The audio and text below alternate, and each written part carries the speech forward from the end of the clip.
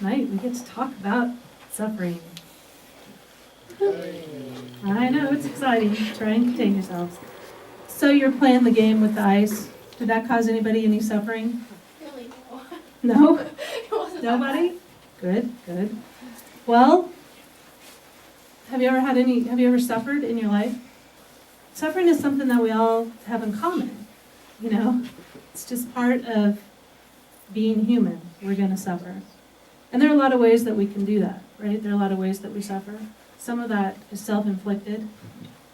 Some of it's stuff, maybe we have a greater good in mind. Maybe we're training for the Olympics. That's a painful thing. I mean, not that I know. But, you know, it hurts. It hurts to get stronger. It hurts to push yourself that hard, right? Physically. So there's physical suffering. And that sometimes we can suffer because of outside forces, things that we have no control over, right? Sometimes that's physical, sometimes it's emotional, sometimes it can be spiritual. Sometimes bad things happen, right? So suffering is suffering is suffering. No matter what kind of suffering it is, no matter what you've been through, you know, you've suffered through something. What I've suffered through something. Something we all have to deal with, come to terms with. There's I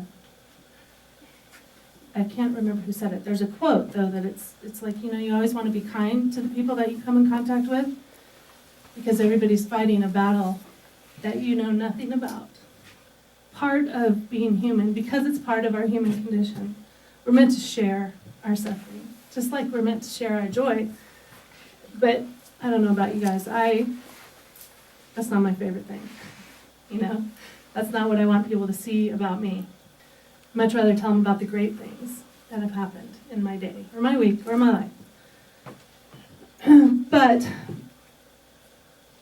in sharing our suffering with other people, we give people an opportunity to be compassionate, right? We give people an opportunity to grow. And letting people into our suffering can be a tremendous source of grace and strength when we're going through something. Because it always feels like, when you're in the middle of it, that nobody knows, right? I mean, when you're suffering through something, there's this sense that it's me, it's inside me, it's my pain. Nobody could possibly understand what I'm going through because no one has been through exactly the same thing. It doesn't matter, again, mental, physical, spiritual, if it's related to abuse or addiction or emotional, you know, loss, whatever it is. No one knows, right? We have to suck it up and figure out how to deal with it. But even Jesus had help, you know? Jesus had Simon at the cross. Jesus had his disciples defending him in the garden. He didn't suffer alone. He had his mother. He had his Father in heaven, right? So do we.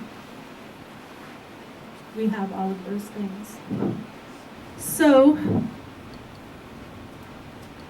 one of the things about being Catholic Christians, you know, we're part of these communities, right? You're part of this community, right? We're part of each other's community. We're part of this church. We're part of our families, our schools, we're part of the greater Catholic community, the communion of saints. We believe that we have angels, guardian angels. All of these people, all of these angels and saints and people around us want to be there for us because they're part of our community. And it's up to us to let them in. That's my challenge currently. I'm not good at that. I think that as we go through life, you know, there's it's kind of a roller coaster, yeah? Like, there's some really amazing, amazing things, and there's some really horrifying things that happen in our lives, you know? And I know that if we share it with each other, however, whatever that looks like, and then if we are able to share it with Jesus and just leave it at the foot of the cross with Jesus, that God can work in whatever our sufferings are. This isn't God's will for you to be suffering and to be experiencing those hardships. But those things can be very instrumental in our life and help us to get to a really good place.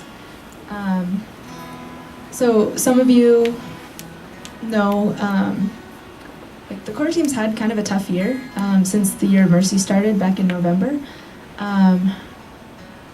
Almost everyone has lost someone since November. Several of us have lost grandparents and uncles. And then we've had 3 core team members since December have a father pass away. And it's been really, really tough for them as individuals and for us as a core team. So we have been experiencing a lot of suffering.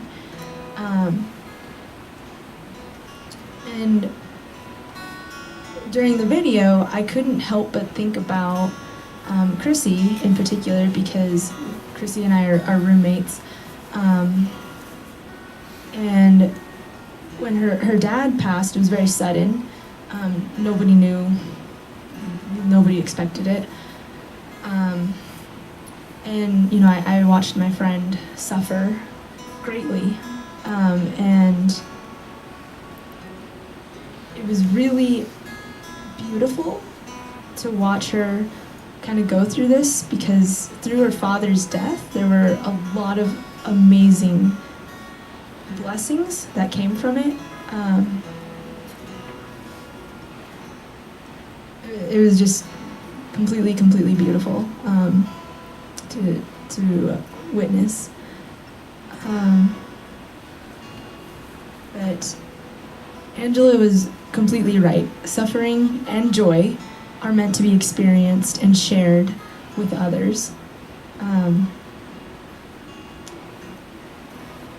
We also have a really cool opportunity as Catholics, because no other faith that I'm aware of does this, but we can actually unite our sufferings with Christ. He suffered greatly on the cross and leading up to the cross. And I was once listening to Dr. Scott Hahn, and he was just kind of talking about how some people were questioning him, and they're like, well, what do you mean you're uniting your sufferings with Christ? Like, didn't Christ do enough? What makes you, you know, in your suffering, how does that add anything to this? Like, you're going to compare your sufferings to the sufferings of this, you know, Jesus, who is God in human form, and what? And he compared it to marriage. And he was talking about how on the day that he gets married to his wife, he makes all these agreements that he will love her, that he will enter into marriage with her. And he said, well, if I enter into that marriage and I just put that effort in of agreeing to do these things, and then, you know, not ever telling my wife that I love her, not ever showing her that I love her, just doing kind of the bare minimum, and then for her to kind of be like, why aren't you showing me your love? And he's like, well, I stood there and I made these vows. Wasn't that enough? I just kind of was like, oh, like, okay, like, there's so much more that we can do. And so we're going to do a veneration Venerations happen at Good Friday.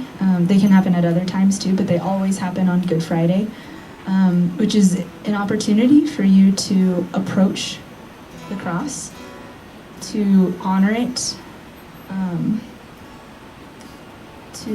to some people they just like to touch it. Some people like to really hold on to it and cry, and some people will kiss it. But it's just an opportunity for you to approach Christ and to bring your sufferings to the foot of his cross and to honor him and to love him.